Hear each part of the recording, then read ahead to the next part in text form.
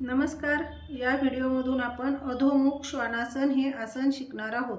या आसनाची संपूर्ण माहिती व कृती समजण्यासाठी व्हिडिओ शेवटपर्यंत नक्की पहा। अधोमुख श्वानासन, अधो म्हणजे खाली व मुख म्हणजे तोंड, म्हणजेच तोंड खाली वळवणे होय। आणि श्वान म्हणजे कुत्रा होय। डोके आणि पुढचे पाय खाली आणि मागचे पाय वर अशा स्थितीत कुत्रा जसा दिसतो त्याप्रमाणे हे आसन केल्यावर आसन स्थिती दिसते, म्हणून या आसनाला अधोमुख श्वानासन असे म्हणतात। हे आसन कसे करावे त्याची प्रत्यक्ष कृती याप्रमाणे आहे। आसन पूर्व स्थिती घ्या, म्हणजे विपरीत शयनी स्थितीत या, म्हणजे पाठीवर पालथे झोपा। आता पावलामध्ये 1 फूट अंतर घ्या। आता तळहात छातीच्या बाजूला टेकवा आणि हाताची बोटे सरळ व डोक्याकडे रोखलेली ठेवा। श्वास सोडा आणि शरीर धड जमिनीवरून उचला। हात ताठ करा आणि डोके आतल्या बाजूला पावलांच्या दिशेने वळवा आणि टाळू जमिनीवर टेकवा। हाताचे कोपरे सरळच ठेवा, वाकवू नका।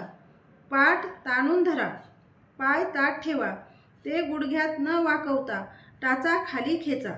पायांचे चवडे आणि टाचा पूर्णपणे जमिनीवर टेकवा किंवा टेकवण्याचा प्रयत्न करा।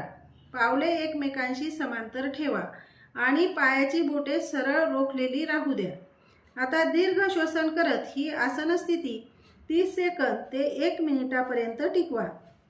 आसन सोडताना सावकाश श्वास सोडत डोके जमिनीवर वर उचला आणि संपूर्ण शरीर पुढच्या बाजूला ताणा व सावकाशपणे शरीर जमिनीवर टेकवा आणि विश्रांती घ्या। हे आसन केल्याने होणारे फायदे याप्रमाणे आहेत। आपल्याला थकवा आला असेल तर या आसनात राहिल्याने थकवा कमी होतो व प्रसन्न वाटते। दीर्घ अंतराच्या कठीण शर्यतीत धावल्यानंतर थकून जाणाऱ्या स्पर्धकांसाठी हे आसन विशेष उपयुक्त आहे। त्यामुळे स्पर्धकांचा वेग सुधारतो। टाचांमधील वेदना व ताठरपणा या आसनामुळे कमी होतात। टाचेतील वाढणाऱ्या व कठीण बनणाऱ्या हाडांना मृदुता येते। या आसनामुळे घोटे सशक्त बनतात, पायांना रेखीवपणा येतो, खांद्यातील ताठरपणा कमी होऊन खांद्यातील संधिवात बरा होतो। पोटाचे स्नायू हे कण्याकडे खेचले गेल्याने सुदृढ बनतात। पोट व छाती यामधील पडदा छातीच्या पोकळीकडे उचलला जातो, त्यामुळे हृदयाच्या ठोक्यांचा वेग कमी होतो। हे आसन अतिशय आल्हाददायक असे आहे। हे आसन केल्याने मेंदूतील पेशींना नवचैतन्य लाभते आणि थकवा नाहीसा होऊन मेंदू पुन्हा जोमदार बनतो। असे अनेक फायदे हे आसन केल्याने आपल्याला मिळतात।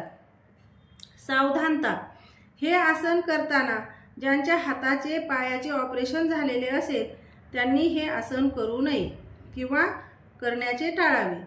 तुम्हाला माझा हा व्हिडिओ नक्कीच आवडला असेल अशी माझी खात्री आहे आणि आवडला असेल तर लाईक करा, शेअर करा आणि चॅनलला सबस्क्राईब नक्की करा।